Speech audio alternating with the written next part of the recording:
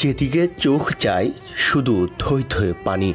সিলেটে পাহাড়ি ঢলের পানিতে সৃষ্টি হওয়া বন্যায় বাড়ছে জনদুর্ভোগ। সুপেয় পানি আর শুকনো খাবারের জন্য অপেক্ষামান বানভাসীরা। সিলেটের কোম্পানিগঞ্জের বিভিন্ন ইউনিয়নগুলো দেখা যায় উপজেলা প্রশাসনের সাথে ইউনিয়ন পরিষদের সমন্বয়ের অভাবে সরকারি ত্রাণ পাচ্ছেন না বানভাসী মানুষ।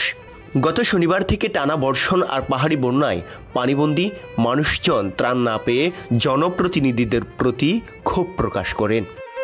ভাই কিছু কথা আমরা কোয়ার আছে, কিন্তু মনের মানুষ হয় না ভাই। কইতাম কেরে মনের মানুষ পাই না আমরা তো ভাই হগল রে বুটুর দেই দিলে কি তৈব ভাই। যে সময় বিপদ পড়ে এই সময় ভাই আমরা হাত ধরে পাও ধরে ভাই বুট দেও তোমরা রে সময় সময়ে দেহাম, বিপদে আপদে দেহাম। কিন্তু ভাই পানি কাঞ্জি আইলে ভাই আমরা কেউ দেয় না, বুঝনি?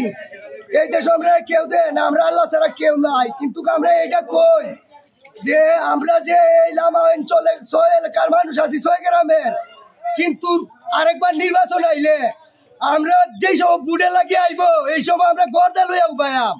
পানি আইলে বিপদ আইলে তোমরা কেউ আমরা দেও না। আর অন বুঝে আইছো তোমরা বুট নিতা ও আমরা পানির সময় ১ কেজি চালও দে না, আধা কেজিও দে না। আরেকবার ভাই ছড়াইছে ১.৫ কেজি চাউল, ১.৫ কেজি চাউল দিয়ে এই দেশ কেউ করবে। ১০ জন মানুষ ১.৫ কেজি চাউল দিয়ে বাড়াইছে। মেম্বারে কি করবো? সরকারের যেটি আইছে এটি মেম্বারে দিছে। মেম্বারের দুষ্টা কিতা সরকারের যদি কইতো বিলে মাথা পিছে ১ বস্তা দিবে, ১ বস্তা দিলে হইলে, কিন্তু না সরকারে দিছে না।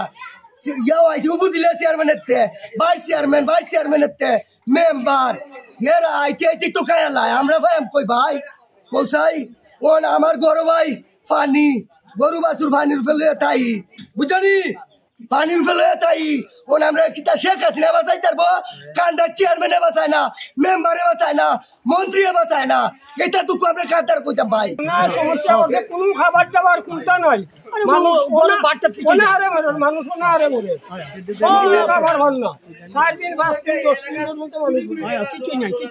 আচ্ছা, এই যে আপনার সরকারি ভাবে কি কি ত্রাণ এসেছে এই এলাকায়? সরকারি ভাবে কোনো খানি দেয় নাই। অনেকে অভিযোগ করেন সরকারি সহায়তা শুকনো খাবার নিয়ে কেউ আসেনি তাদের ধারে। উপজেলার বিভিন্ন ইউনিয়নে ত্রাণ পৌঁছালেও ইসলামপুরের পশ্চিম ইউনিয়নের ত্রাণকর্তা যেন মুখ ফিরিয়ে নিয়েছেন। এখন পর্যন্ত টানা বর্ষণে উপজেলার ১১৩টি গ্রামের ৯৫,০০০ মানুষ পানিবন্দী অবস্থায় রয়েছে। তবে ধীরে ধীরে কমতে শুরু করেছে বন্যার পানি।